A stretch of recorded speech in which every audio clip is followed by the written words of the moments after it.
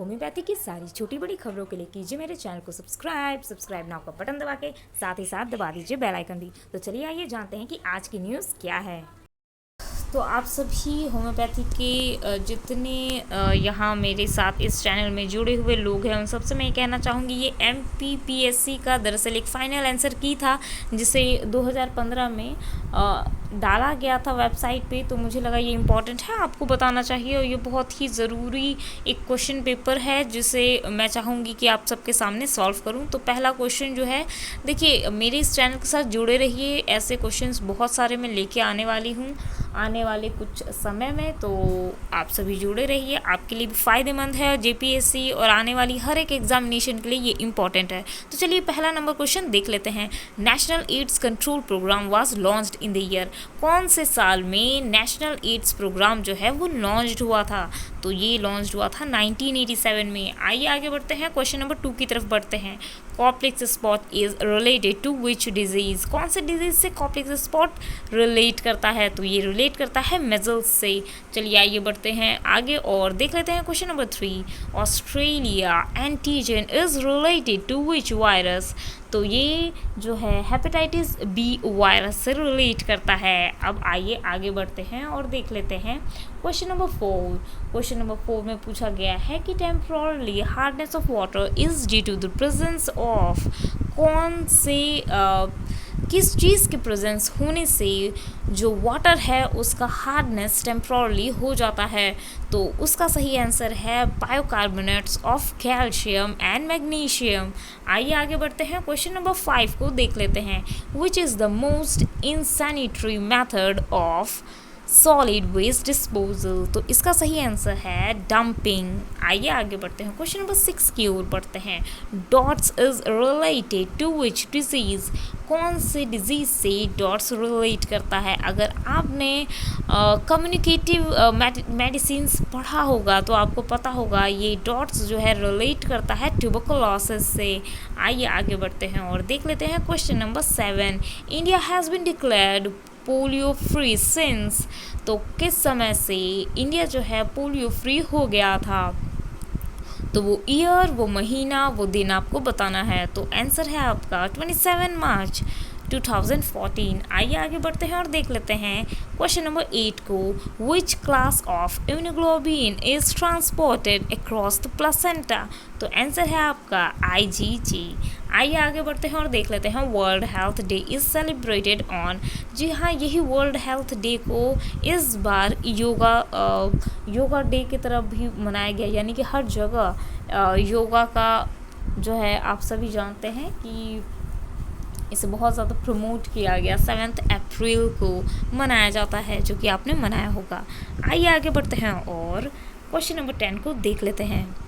तो question number 10 में है कि government of India launched national rural health mission on. किस दिन गवर्नमेंट ऑफ इंडिया ने लॉन्च किया था NRHM, जिसकी बहालियाँ हमेशा निकलती रहती है और आप अप्लाई करते रहते हैं? तो आपको ये जानना बहुत ज़रूरी है कि किस दिन इसका लॉन्च हुआ था।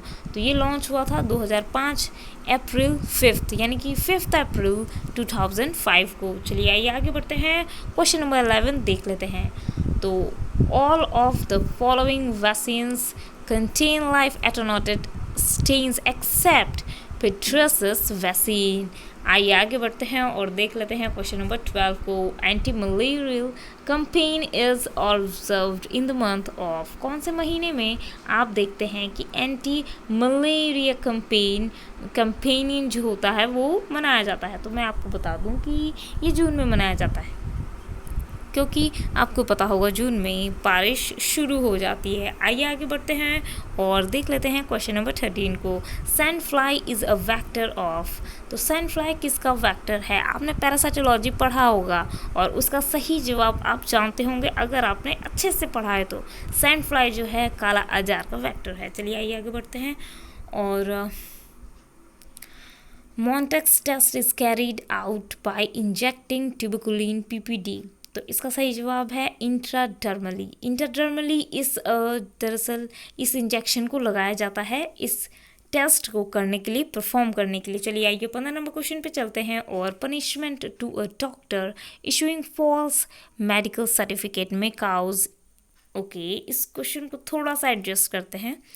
तो ये punishment to a doctor issuing false medical certificate में काउज इम्प्रिजनमेंट अप टू, यानी कितने साल की सज़ा होगी अगर किसी डॉक्टर ने फॉल्स मेडिकल सर्टिफिकेट बनाया तो वो 3 इयर्स की होगी, याद रखिएगा।